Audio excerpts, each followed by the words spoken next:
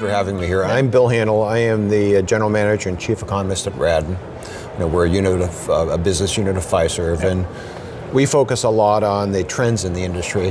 What's happening out here economically. What are the major trends that we should be prepared for and paying attention to. So let's get right into that. Okay. We're in March 2024, obviously. What's kind of top of mind for you? Well, with my background in economics, we always pay a lot of attention to what's happening there. And so, and again, it's interesting for us to watch some of the major players out there who are influencing things like the Fed. And it's fascinating because everybody thinks the Fed is, omni-knowledgeable. Yeah. But it seems really clear to me they have no idea where we really are. Yeah. And watching them is kind of illustrative for all of us because we just don't know how things may go. There's a lot of challenges that are out there. Mm-hmm. We know the commercial real estate piece is very big. There's about $2 trillion in real estate, commercial real estate that will need to be refinanced over the next 4 to 5 years. Most of this is interest only. With declining real estate values and high rising interest rates, many of these properties won't be refinanced. Sure. So there's going to be some pain over there that will happen, primarily in the banking sector.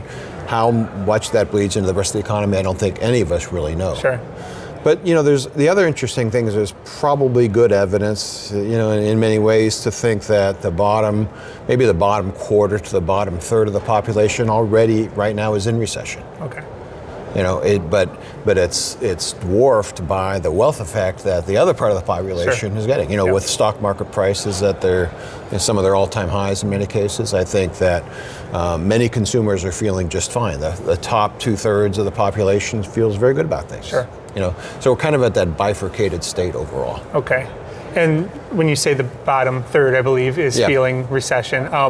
Inflation have a big part of that? Inflation is a very, very big part of that.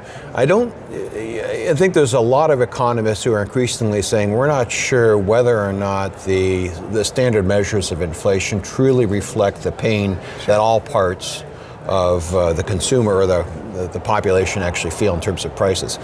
And you can cite, the notion of going to the grocery store and how much more people are spending there. Mm-hmm. Well, for an affluent person, a grocery spending is a relatively small part of what they do, but for someone in that lower part of the group, it's a much bigger part. Yep. So I think it's an uneven effect. So even though inflation seemingly is down to about 4% or so for the core rate, it feels a lot worse for a lot of consumers.